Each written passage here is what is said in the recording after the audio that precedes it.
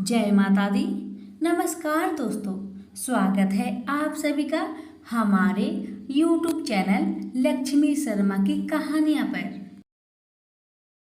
ओम नमः भगवते वासुदेवाय। प्रिय भक्तजनों, आज आप सभी सुनेंगे श्रीमद् भगवत गीता पाठ का तीसरा अध्याय महात्म्य सहित। अर्जुन ने पूछा, हे जनार्दन, यदि आपके तप से कर्म बुद्धि से श्रेष्ठ है तो केशव मुझे इस घोर कर्म में क्यों लगाते हो? मिले हुए वचनों से आप मेरी बुद्धि को भ्रम में डाल रहे हैं। निश्चय करके मुझे बतलाइए जिससे मैं कल्याण को प्राप्त हो। श्री कृष्ण जी बोले, हे निष्पाप अर्जुन, मैं पहले समझा चुका हूँ कि इस लोक में दो प्रकार की निष्ठा कही गई है। एक तो सांख्य वाले का ध्यान योग, दूसरा योगियों का कर्म योग। कर्मों को पालन न करने से ही कोई निष्कर्म नहीं कहलाता और कर्मों को त्याग करके संन्यास ग्रहण करने से ही किसी को सिद्धि नहीं मिलती। मनुष्य क्षण भर भी कर्म किए बिना नहीं रह सकता। प्रकृति के गुण ही सब मनुष्य को कुछ न कुछ कर्म करने में लगाते हैं। अज्ञानी कर्म निंदियों को रोककर आत्मा चिंतन करने के बहाने विषय की चिंता करता है, वह पाखंडी मिथ्याचारी कहलाता है। हे अर्जुन, इंद्रियों को मन से दमन कर और विषय में प्रवृत्त न होने देकर उनसे कार्य लेता है, वह कर्म योग का अभ्यास करता है और श्रेष्ठ कहलाता है। अपने धर्म के अनुसार नियमित कर्म के करने से कर्म को करना अच्छा है। बिन कर्म किए निमित्त किए जाने वाले कर्मों को छोड़कर जितने कर्म हैं उनके करने से मनुष्य का बंधन होता है। अतएव तुम फल की इच्छा त्याग कर यज्ञ करने के लिए कर्म करो। सृष्टि के आरंभ काल में ब्रह्मा जी ने यज्ञ सहित प्रजा को उत्पन्न कर प्रजा से कहा था, यज्ञ आदि कर्म करके वृद्धि को प्राप्त होंगे। यही कर्म तुम्हारे निमित्त कामधेनु होवेंगे। इस यज्ञ से तुम देवताओं को संतुष्ट करते रहो और देवता भी तुमको संतुष्ट करेंगे। इस प्रकार परस्पर वर्ताव करते हुए तुम और देवता कल्याण को प्राप्त होगे। यज्ञ आदि कर्मों से प्रसन्न होकर देवता तुमको इच्छित सुख की सामग्रियां देंगे, परंतु उनके लिए हुए दान को जो बिना उनका भोग लगाए ग्रहण करता है वह चोर है। पंच महायज्ञ करके जो शेष बचा हुआ भोग ग्रहण करते हैं वे पापों से मुक्त हो जाते हैं, और जो अपने निमित्त ही अन्न पकाते हैं वे पापी मनुष्य पाप को ही भक्षण करते हैं। अन्न से ही प्राणियों की उत्पत्ति होती है। अन्न मेघ से उत्पन्न होता है, मेघ यज्ञ द्वारा बरसता है और यज्ञ की उत्पत्ति कर्म से होती है। कर्म की उत्पत्ति ब्रह्म से हुई है और ब्रह्म अक्षर परमात्मा से। इस कारण सदा पदार्थों में रहने वाला जो ब्रह्म है वह सब योगों में प्रस्तुत है। हे पार्थ, इस प्रकार चलाए हुए आसक्त अज्ञानियों की बुद्धि में ज्ञान भेदभाव उत्पन्न न करे, परंतु आप स्वयं कर्म करता हुआ उसमें भी प्रसन्नता पूर्वक कर्म करावे। अर्जुन, सब कर्म प्रकृति के गुणों करके ही उत्पन्न होते हैं, परंतु जिनकी बुद्धि अहंकार से भ्रष्ट है ऐसे मूर्ख लोग समझते हैं कि हम करता है, परंतु जो गुण और कर्म के विभाग का सच्चा तत्व जानता है वह ज्ञानी पुरुष यह समझकर इसमें आसक्त नहीं होता कि गुण का यह खेल आपस में हो रहा है। प्रकृति के गुणों को भूले हुए मनुष्य गुण और कर्मों से आसक्त होते हैं। उन अल्पज्ञ मदों के ज्ञानी पुरुष कर्म मार्ग से चलायमान ना करें। हे अर्जुन, अध्यात्मक बुद्धि से तुम सब कर्मों को मुझ पे अर्पण करके कर्म फलों की आशा ममता को छोड़कर संग्राम करो। जो पुरुष श्रद्धापूर्वक मेरे वचनों पर दृष्टि दोष ना करके मेरे इस मत के अनुसार आचरण करते हैं वे लोग कर्म बंधन से निश्चय मुक्त हो जाते हैं, और जो अज्ञानी मेरे इस मत पर दोष दृष्टि करते हुए इसको ग्रहण नहीं करते वे संपूर्ण ज्ञान से रहित है। उनको नष्ट हुआ जानो। अपना कठिन धर्म भी दूसरे के सहज धर्म से हितकर होता है। धर्म में मरना भी कल्याणकारक है, परंतु अन्य धर्म भयानक है।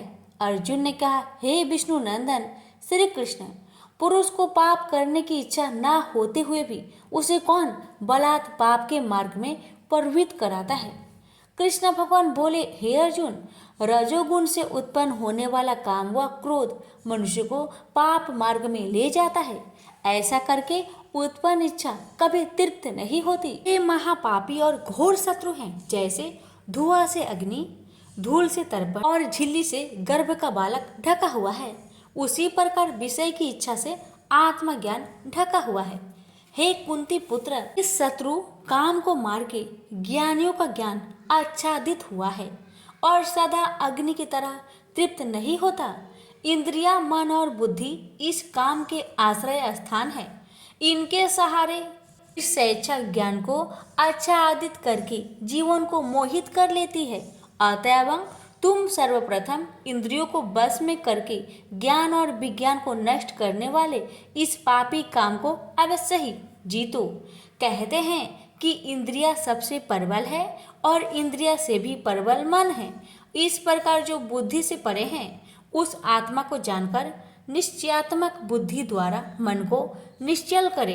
हे महाबाहो, तुम दुर्धर शत्रु को जीत लो। तुमसे बोलिए श्री कृष्ण भगवान की जय। यहीं पर श्रीमद् भगवत कथा तीसरा अध्याय समाप्त हुआ। अब सुनिए महात्म्य। श्री नारायण जी बोले, हे लक्ष्मी, एक क्षुद्र महामूर्ख अकेला ही वन में रहता था।